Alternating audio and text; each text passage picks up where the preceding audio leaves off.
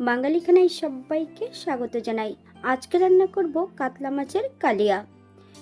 আপনারা তো অনেকভাবে কাতলা মাছের কালিয়া করে খেয়েছেন। একবার আমার মতন করে সহজ পদ্ধতিতে আপনিও শিখে নিতে পারবেন ছোট ছোট টিপস সহ। এত তেল মশলা কম দিয়ে কিভাবে আমি এখানে কাতলা মাছের কালিয়া রান্না করলাম, চলুন সেটা একবার দেখে নেওয়া যাক ভিডিওর মাধ্যমে। আশা করছি আজকের ভিডিওটি ভালো লাগবে। সকল বন্ধুদের কাছে অনুরোধ করছি সম্পূর্ণ ভিডিওটি দেখার।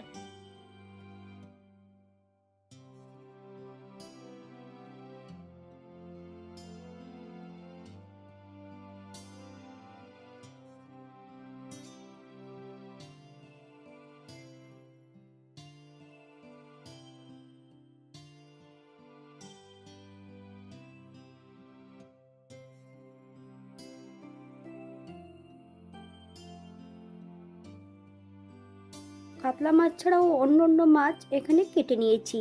মাছগুলোকে এবার ধুয়ে নিতে হবে।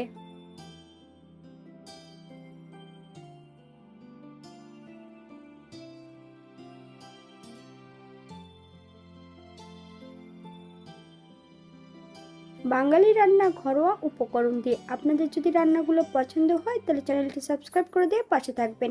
পাশে থাকা বেলটি বাজিয়ে দেবেন, নইলে নিত্য নতুন রান্নার নোটিফিকেশন পাবেন না।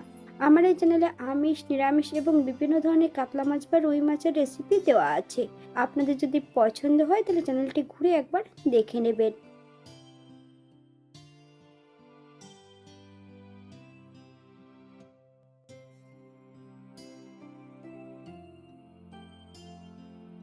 সম্পূর্ণ মাছগুলো ধুয়ে পরিষ্কার করে নিয়েছি।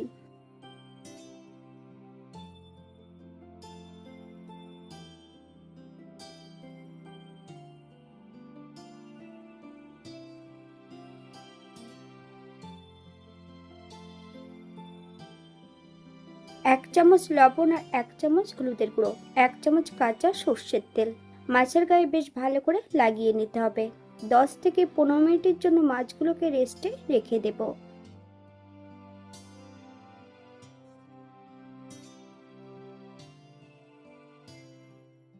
অপর দিক থেকে একটা কড়াইতে বেশ কিছুটা সর্ষের তেল অ্যাড করেছি। তেল গরম হওয়া পর্যন্ত অপেক্ষা করতে হবে।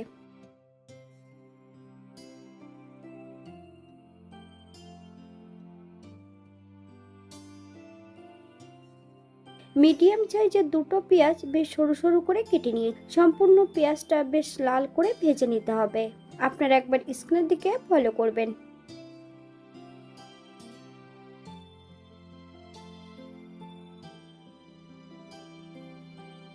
এই পর্যায়ে তেল থেকে সম্পূর্ণ পেঁয়াজ ভাজাগুলো তুলে নেব। আপনারা এর থেকে কম বেশি ভেজে নিতে পারেন। একটা মিক্সার বোলের মধ্যে সম্পূর্ণ পেঁয়াজ ভাজাগুলো অ্যাড করে দিয়েছি। 2 চামচ টক দই আগের থেকে জল ঝরিয়ে নিয়েছি। সামান্য একটু জল দিয়ে একটা মিহি পেস্ট তৈরি করে নেব।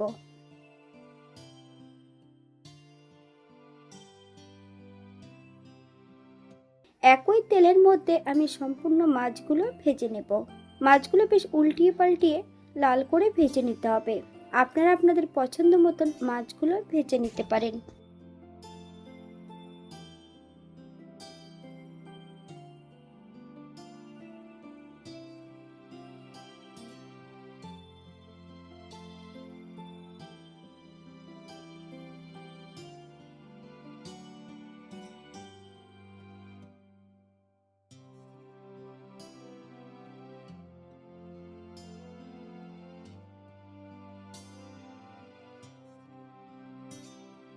এই পর্যায়ে মাছগুলো তেল থেকে তুলে নেব।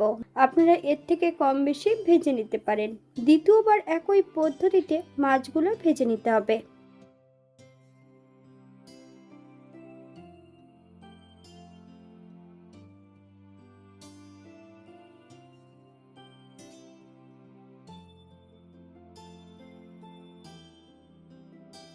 সম্পূর্ণ মাছগুলো ভেজে নিয়েছি। আপনারা এর থেকে কম বেশি ভেজে নিতে পারেন।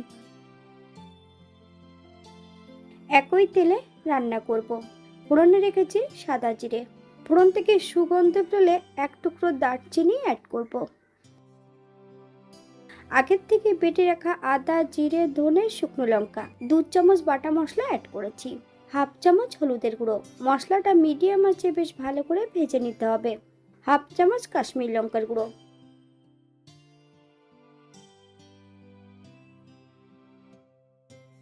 মশলা ধোয়া বাটি থেকে সামান্য একটু জল অ্যাড করব।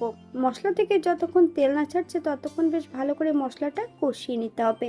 1 চামচ লবণ, আপনার স্বাদ অনুসারে লবণটা অ্যাড করবেন।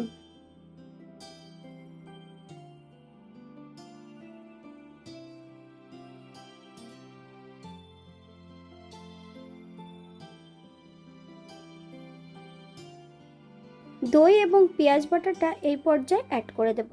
গ্যাসের ফ্লেমটা লোতে রেখে বেশ কিছু সময় ধরে রান্না করে নিতে হবে। গ্যাসের ফ্লেমটা যদি হাইতে রাখা হয় অনেক সময় হয়তো দইটা ফেটে যেতে পারে।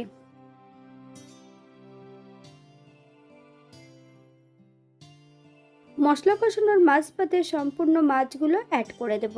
গ্যাসের ফ্লেমটা মিডিয়ামে রেখে বেশ কিছু সময় ধরে মশলা সহ মাছ দিয়ে কষিয়ে নিতে হবে। আপনারা একবার স্ক্রিনের দিকে ফলো করবেন। তবে যাদের মাছের পরিমাণটা বেশি আছে তারা ঠিক এমনভাবে মাছ সহ মশলা দিয়ে না কষিয়ে নিলেই হবে।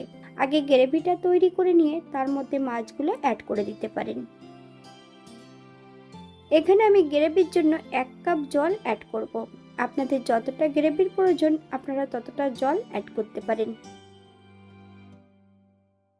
5 থেকে 7 মিনিটের জন্য ঢাকা দিয়ে দেব মিডিয়াম আঁচে। 7 মিনিট পর এই পর্যায়ে আবারও বেশ কিছু সময় রান্না করে নিতে হবে। আপনারা যদি চিনি পছন্দ করেন তাহলে অ্যাড করতে পারেন। বেশ কয়েকটা কাঁচা লঙ্কা ফালি দিয়ে অ্যাড করেছি। 1 চামচ গরম মশলা গুঁড়ো, আপনারা যদি পছন্দ করেন তাহলে পরিমাণে বাড়িয়ে দিতে পারেন। গ্যাসের ফ্লেমটা অফ করে দিয়ে 5 মিনিটের জন্য স্ট্যান্ডিং টাইম দেব, তারপর সার্ভ করব।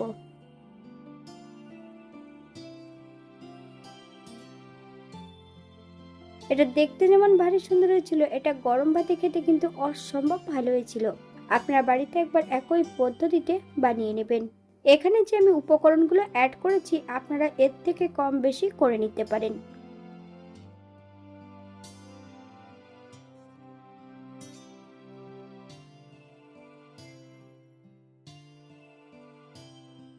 আজকের ভিডিওটি এই পর্যন্ত। সবাই সুস্থ থাকবেন, ভালো থাকবেন। অন্যদিন নতুন রেসিপি নিয়ে আপনাদের সামনে আবার আমি হাজির হব।